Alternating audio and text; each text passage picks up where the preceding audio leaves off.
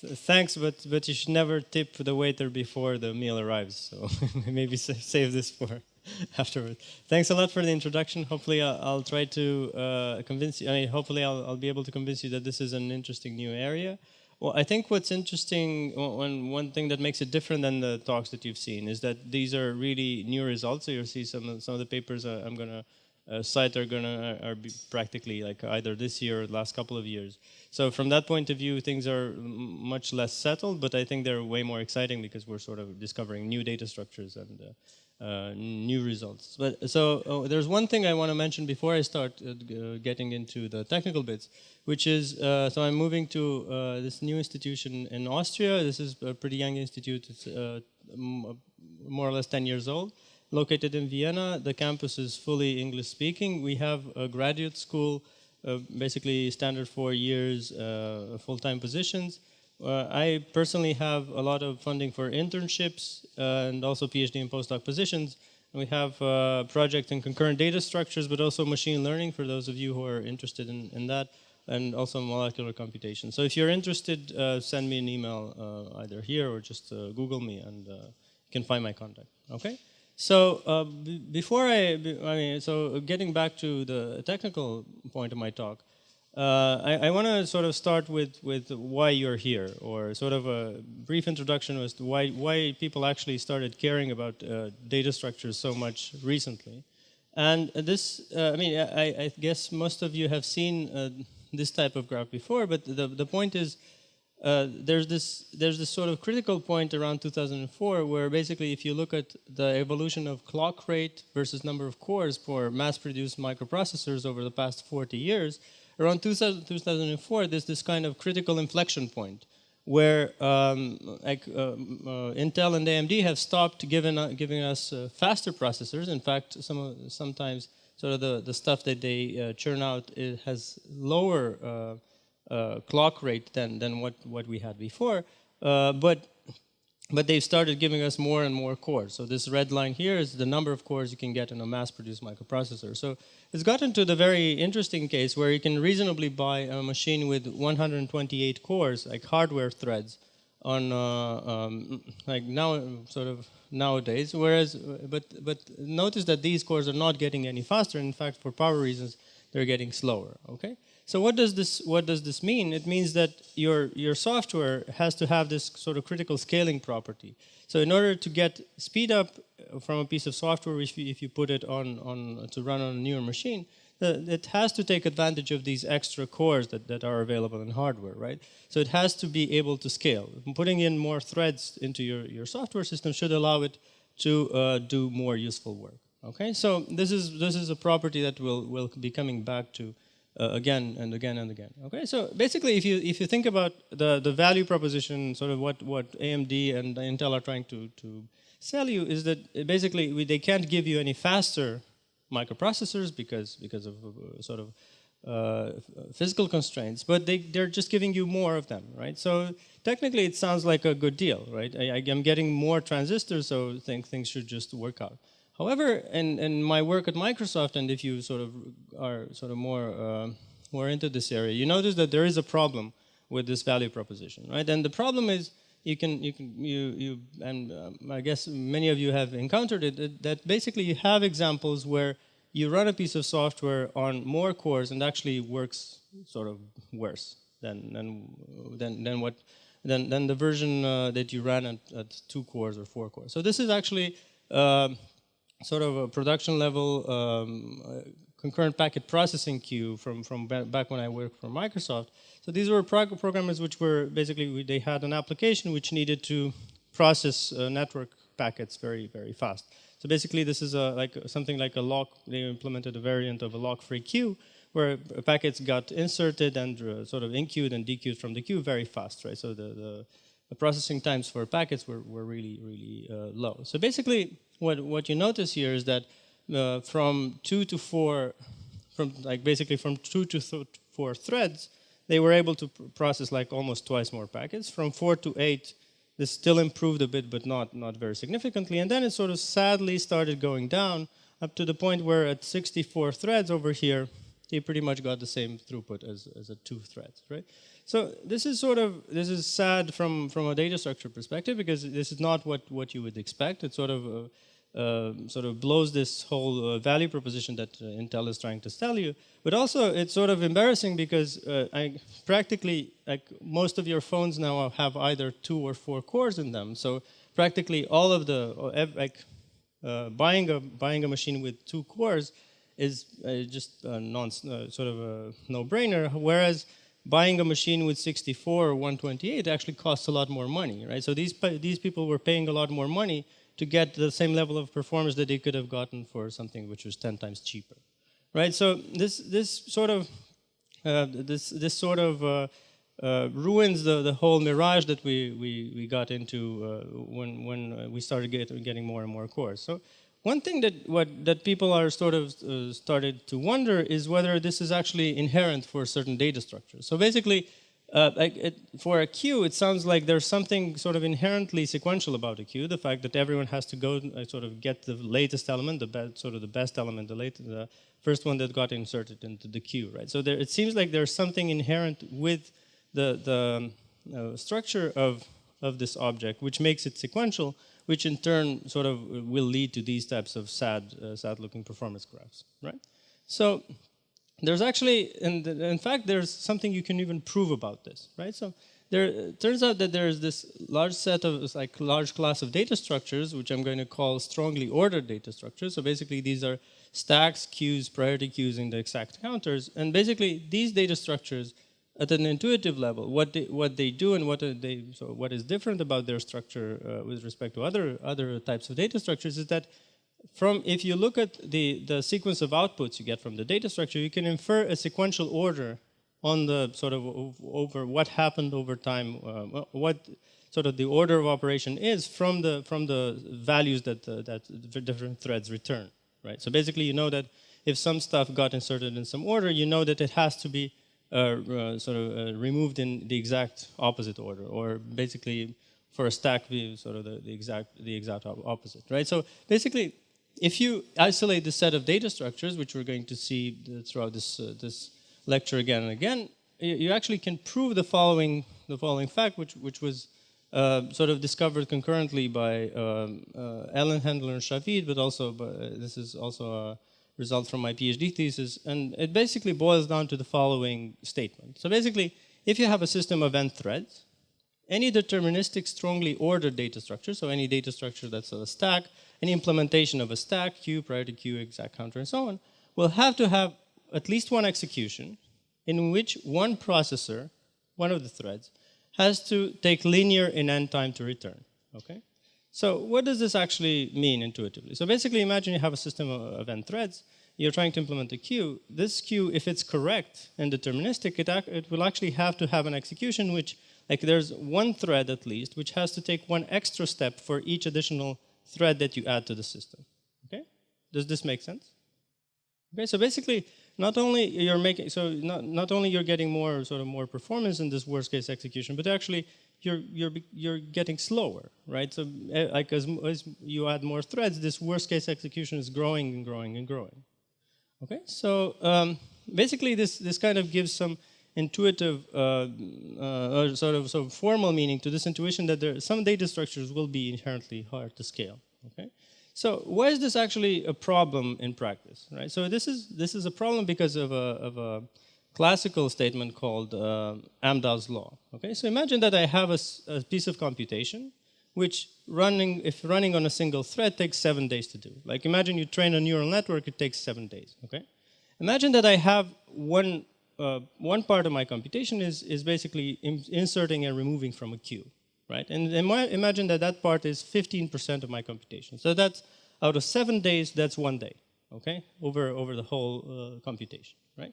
So what Amdahl's law says, and it sort of intuitively has to be true, is that you can't speed up that part of the computation, right? That part of the computation, because of results like this, it says that it can never, your computation can never go below 1 day, right? Because that part of the data, the insert remove part of the data structure can never be parallelized, right? So your maximum speed up, so you can sort of parallelize away the 6 days which are not the queue insertion, but that one day will always be there. And in fact, this theorem says that one day kind of tends to get worse and worse. Sort of, you're going to spend more and more time, like progressively more and more time as you add more threads to the computation. You're actually going to spend more and more time trying to reinsert and remove from the data structure. So basically, what Amdahl's law says is that your maximum speedup is going to be less than 7x. So basically, you're always going to have to spend at least one day doing the whole computation, even if you had an infinite number of threads. So even if someone from Intel or AMD came and gave you the best microprocessor possible, basically you would never be able to scale past this sort of 7x point. Okay. So basically, this is the reason why it's. This is the reason why it's important to actually be able to break these types of bottlenecks. So basically, we need to find ways to sort of reduce the impact that these sort of contented data structures have on the computation, because otherwise there's kind of an inherent fundamental limit to how efficient we can be on these microprocessor systems. Okay. Any questions? Okay, so basically we have this we have this whole introductory like motivating. We've had this introductory setting. So basically, in fact, our today's class will be mostly about essentially going around this result. So basically, it's not going to be about seeing how you can prove something like this. It tends to get quite hairy and complicated, but it's in fact about how to break this type of result. So basically, I'm going to try to, first we're going to try to understand why this is bad, and essentially at the hardware level, what happens that makes this kind of result sort of bad for us. But critically, I'm going to try to show you ways of getting around this. So basically, we're going to focus on how can you scale something that looks like a queue or a stack or a concurrent counter. Okay, so you'll see that you need to combine ideas from algorithm design. So technically, you just have to think about new algorithms.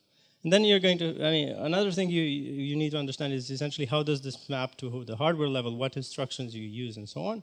But also, for a bit of time, we're actually going to spend some time looking at what happens at the cache coherent level and why contention is so bad for these types of microprocessors. And in short, it's because they haven't been designed.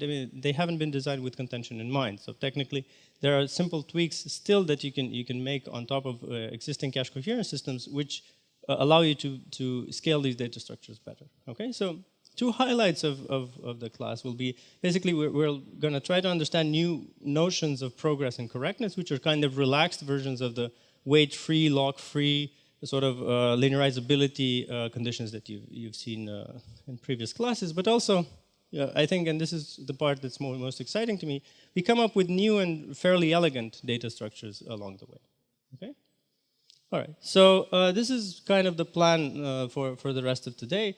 I should really stress, this is like mostly new stuff, and I guess it's perhaps less polished than the classes you've seen so far, so please don't be shy. Please ask me questions if things don't make sense, okay? So I'm really happy to take questions throughout the talk. Okay, so if there are no questions, then I'll actually start with sort of the technical part. All right. So I guess before we go into the sort of the new stuff, I'll need to repeat or sort of refresh your memory on a couple of simple ideas that you've seen this week. So basically, the first thing that we're going to look at is basically what happens with progress. What kind of notions of progress do we actually get in practice when running log-free data structures? Okay. So log-free data structures, in one slide, are basically data structures based on atomic instructions, compare and swap, fetch and increment, and so on, as opposed to being based on logs. The key idea behind log-free data structures is that the blocking of one thread, the preemption of one thread at any point in time, should not stop the whole system from making progress. Okay? And we have a lot of very sort of beautiful and elegant implementations by now for all sort of useful data structures like hash tables, lists, B trees, queues, stacks, skip lists, and so on. These are already in the literature. And they're known to scale well and arguably better than log-based versions for many, many types of data structures. Okay? So let's go. So having said that, let's sort of refresh our memory with respect to how you would implement sort of the simplest thing in a log-free way. So that's the log-free counter. Okay? Do you guys? I guess you guys must have seen this already in Danny's class, but I'll just go over it very quickly. Okay?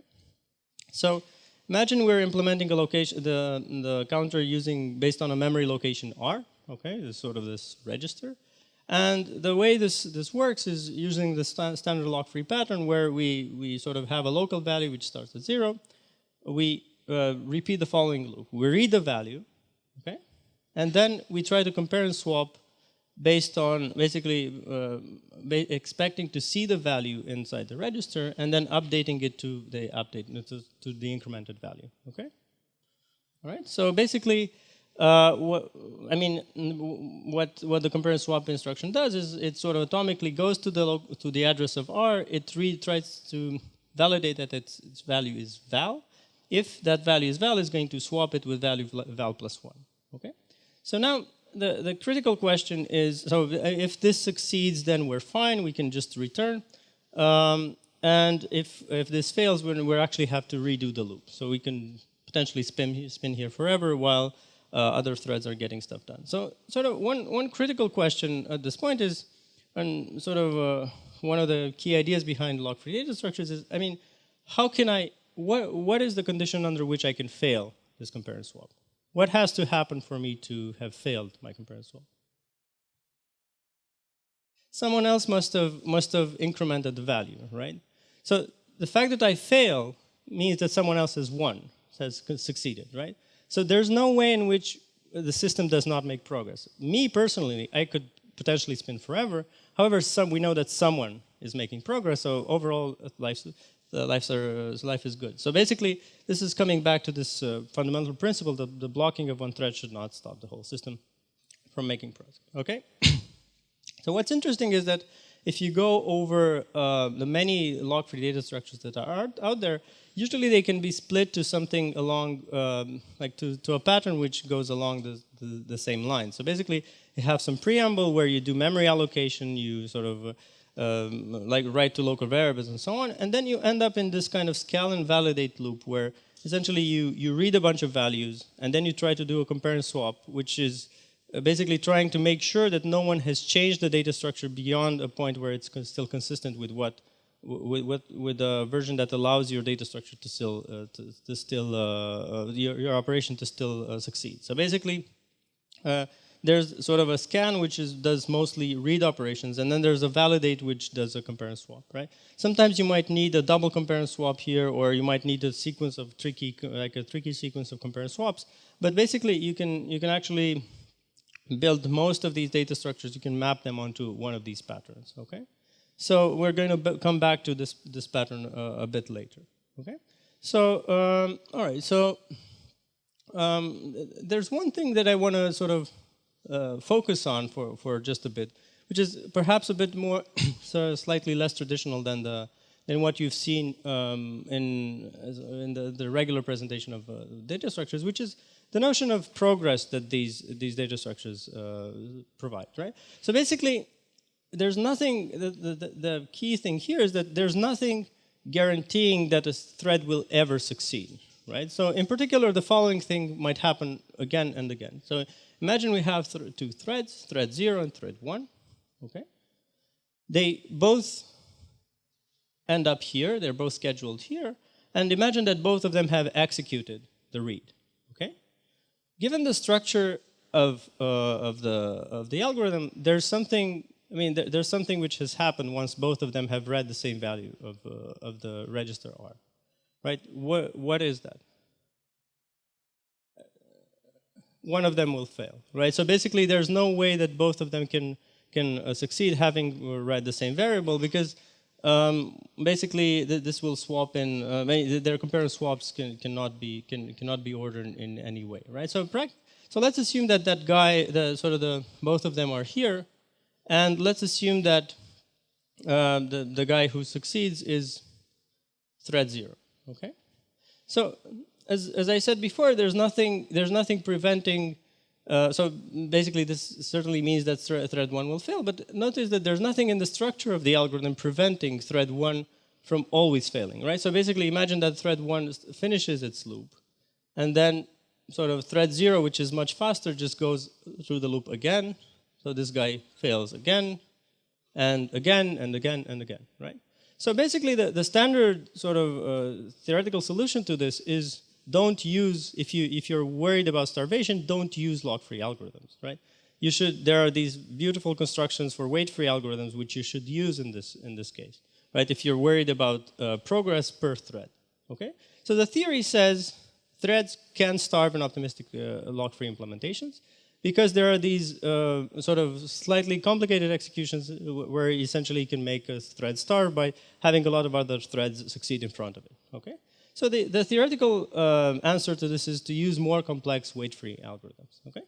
However, if you look at what happens in practice, at least at what type of code people adopt and implement in libraries, they very rarely go to implementing weight-free data structures unless the weight-free data structure itself is sort of easy to implement. So there's this kind of principle of simplicity that people actually try to write relatively simple code, because the longer your code gets, usually in a concurrent setting, the more sort of complicated to debug and understand it is, but also the worse it will perform, right? So people do try to avoid in practice, at least from my experience at Microsoft, people try to avoid these sort of slightly complicated helping-based solutions that you see for log-free algorithms, right? So this was kind of the observation that motivated sort of our work. It's basically, it was that in fact, if you talk to practitioners, they'll actually say that, you know what, in practice, I've never actually seen, or very rarely seen these cases where threads actually starve, right? You might have a lot of, like a significant amount of imbalance between the amount of progress that different threads make, depending on the topology of the system. But in practice, it doesn't seem like people are so worried about the fact that starvation will happen in log-free algorithms, okay? So this is, we thought this was a curious observation, so we started looking at this a couple of years ago. Okay, so why is this? Why don't threads starve? And in fact, actually, let me try to give you some evidence. Okay, so if you take a log-free stack, and on the x-axis you plot the number of times a thread will have to go through the loop in a contended situation in order to finish its operation, you're going to get this kind of, I think, interesting graph. So basically, you'll see that like maybe 30% or 40% of the threads will actually finish in their first operation, then about half of them will finish in their second operation, then sort of half of them will finish in the third operation, and so on and so forth. So kind of what's kind of intuitively very nice here in practice is that you see there's almost like you show up, a coin is being flipped with probability 1/2, you succeed, otherwise you fail, you'll have to try again, and so on and so forth, right? And actually, I mean, this is graphs that we did, but there are actually many other people in the literature who will show you these types of graphs for log-free data structures, okay? So in fact, you can go to counters, you're going to see something similar. In fact, with counters, it gets a bit worse. The tail of the distribution is stronger because like the critical section of the counter is really, really small. So these threads are really going to sort of pound this contended variable, so they're actually going to have to try more often. Then if you look at the queue things, I mean, this is, I think, the Michael Scott queue, you're going to see something similar. So basically, a lot of threads will, I mean, actually way more than half, will have to try twice or 3 times and so on.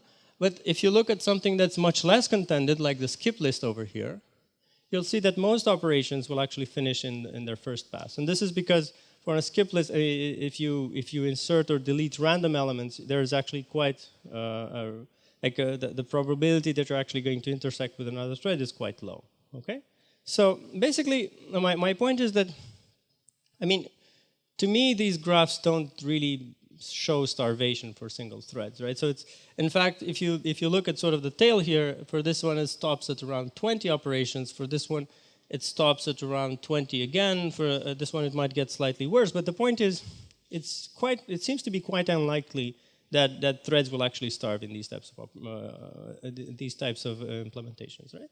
So then, starting from like looking at these graphs, we tried to find a way of kind of showing that this happened, or sort of trying to get a tighter handle on why this happens, right? So this is something that I wanna talk about next, right? So the first part of the lecture today is going to be mostly about understanding why these graphs look a bit like this. And for this, we're going to sort of restrict our focus to very contended workloads. So basically, we're looking at contended data structures like stacks and queues, or we're looking at contended versions of them. So basically, what happens if all of them are trying to do inserts and removes at the same time, and they're, for instance, they're hitting exactly the same contended variable. So then, for the key thing that sort of pops up when you start to look at these types of workloads is that it really starts to matter what the scheduler looks like. So basically, it really the order in which threads get access to data starts to matter a lot, and then you need to look at how the sometimes how the operating system schedules threads, but also how the cache coherence system sort of gives you an order in which threads accesses are sequentialized, right? So the key departure from what you've seen in previous lectures is that we're not going to assume that there's this malevolent scheduler somewhere twisting its mustache trying to break our algorithm, but that there's actually some kind of there's some kind of randomness, or it's just a system that's trying to do its best to run your application, but it really doesn't care what your application, it doesn't know what your application is.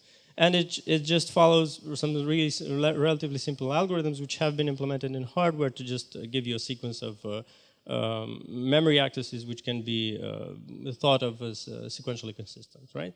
So basically, and the third thing is we're not going to look at individual operations. We won't really care about that there's one operation which we might run for a long time, but we actually care what happens if what happens on average, right? So like what is the probability that a certain operation runs for such and such number of steps, okay? So basically there's going to be like two measures that we care about. Basically, one is whether how much time does an operation take to complete on average. So we're going to be looking at slightly probabilistic types of analysis. So basically, if you think about the time that an operation needs to complete on average, and if you invert that, then you basically get the throughput of the system. And then we're specifically, and actually firstly, we're going to look at the question of whether there are operations which never complete, okay? So, all right, so at this point, there's going to be a slight detour, and we're actually going to have to look at how the scheduler looks like, or at least try to find a reasonable model of the scheduler so that we can go forward, right? So basically, the first question that comes up, what is this thing called the scheduler, and how does it behave on the long run, right? So here's a simplified view of what we're going to assume about the schedulers. And I mean, first I should say, in practice, there's no such thing as a scheduler. There's no like central point where the order of steps is decided, right? It's a complex combination of workload, your implementation, so basically you can change something really relatively small in the implementation, you're going to get a different type, totally different types of scheduler, and also hardware. So basically, like the machine that you run things on will affect the order in which your steps are going to be ordered. That's for sure. So basically, we're still going to assume this kind of theoretical view of that there's some central entity which decides the order of steps for your data structure, and basically the model is that there are all of these threads. They ask for one contended piece of data. So basically, imagine that this is the head pointer in a stack, or this contended random variable r for the counter, and basically all of them go to the scheduler and want to access this variable, and the scheduler is just going to decide on the order in which they access this random variable. Okay, so basically it's sort of the ownership of the random variable will sort of travel from thread to thread in a way which is decided by this entity. Okay, so if you look at and it's sort of useful here to stop and look at what actually happens on, for instance, on Intel systems. So basically, imagine we take the counter example that I gave you before, and we ask how often do threads actually get access to this piece of data. Basically, is there some imbalance? Is this or is this like perfectly balanced? And if you look here, it's practically it's absolutely perfectly balanced, right? So there's this kind of idea that the scheduler is somehow is fair to all of the threads. So everyone gets access to the data at about the same rate, right? But then it's also important to see, all right, so I mean, is there some history to this order? So basically, if I know that thread 1 has the data now, what's the probability that it will have the data at the next step?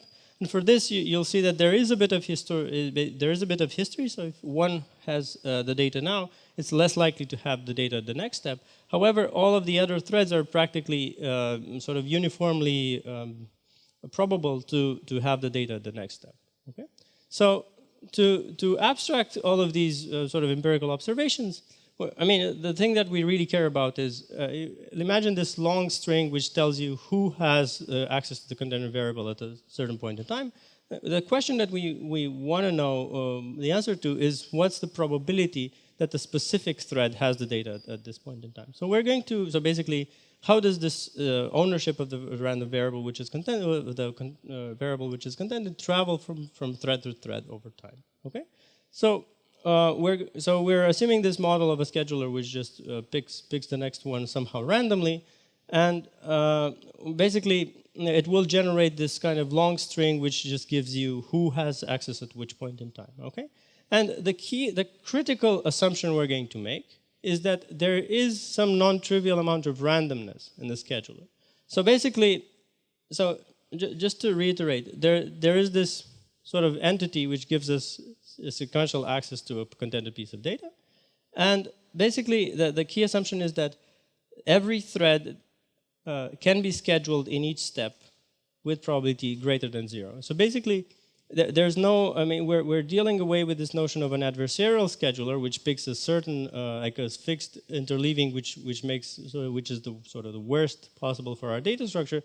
But we're just adding a bit of probability to that. So we're saying in every step there's some probability that the next guy to be scheduled will be random. So just any thread could possibly be scheduled next. Okay. So we're going to see that this relatively simple assumption, which does appear to hold in practice, at least for some systems, can actually change the nature of progress quite significantly. Okay. So before we look at what happens to log-free progress under this stochastic scheduling assumption, let's have a couple of examples for stochastic schedulers. Okay. So let's assume a system with n processes. We have a uniform stochastic scheduler where basically every thread is scheduled to access, is scheduled next with uniform probability. So this is kind of the standard, the simplest sort of lottery-based scheduler, if you wish.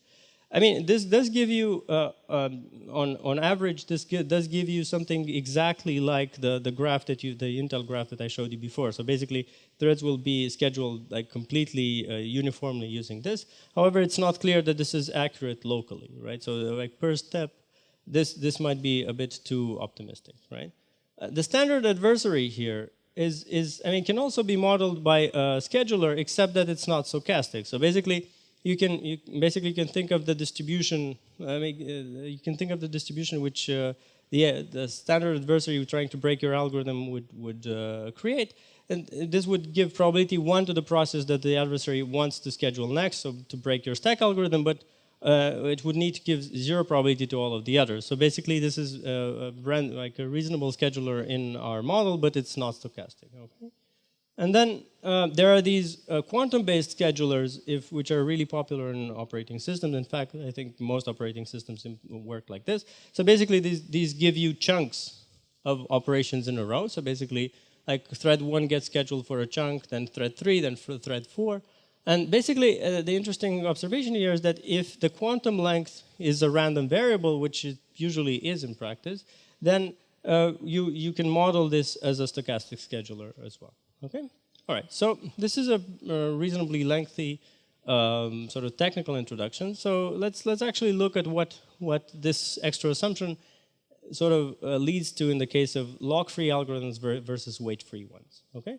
So just to remind you, log-free algorithms technically assume that there exists some time-bound B for the number of steps that the system can go through. Basically, the system can be scheduled to take before completing some new operation, right? So, I mean, this is just a way to rephrase the fact that the system has to complete some new operation eventually, right?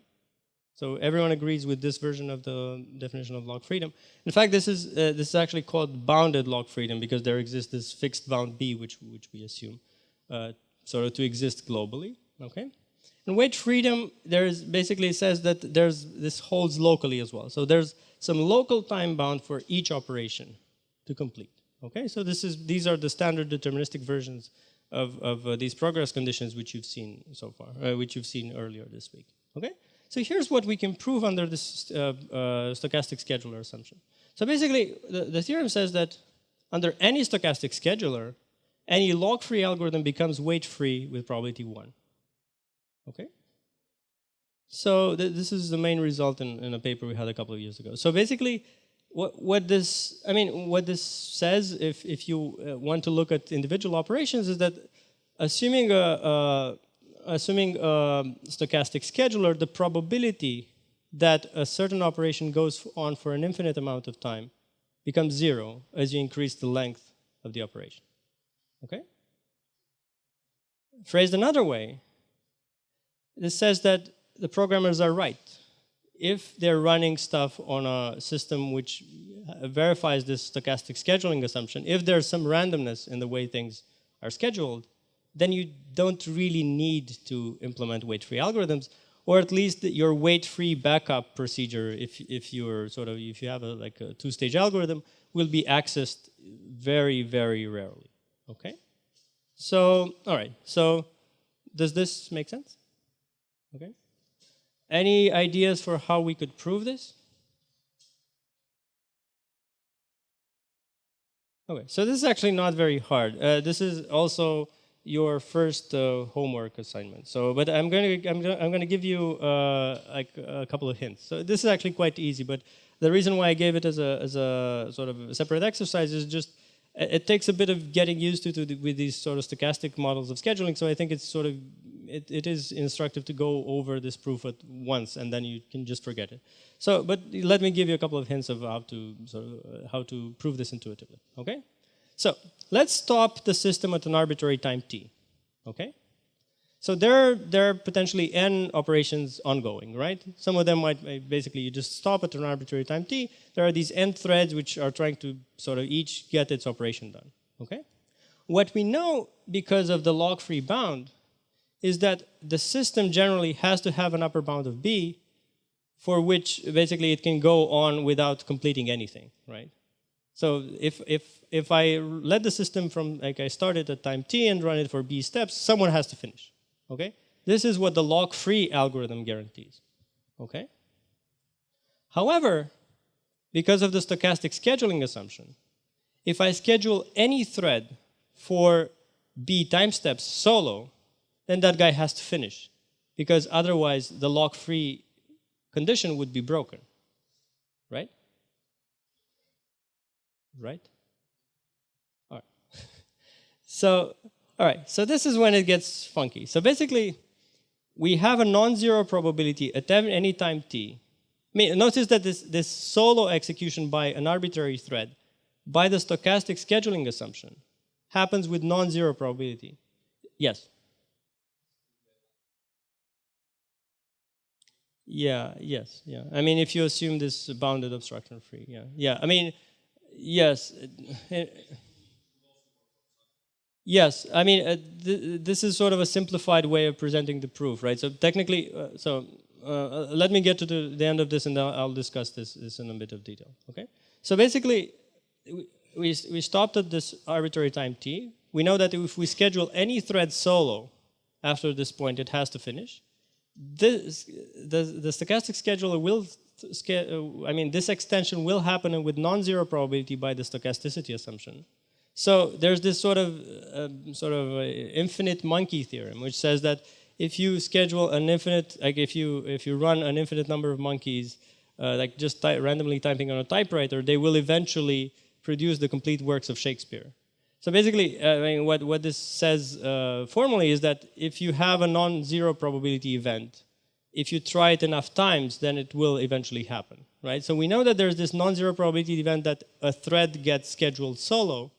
So this says that if we try this again and again and again, eventually some thread will be scheduled solo, and so basically that guy will have to finish by the lock-free property. Okay? Does this make sense? Yeah?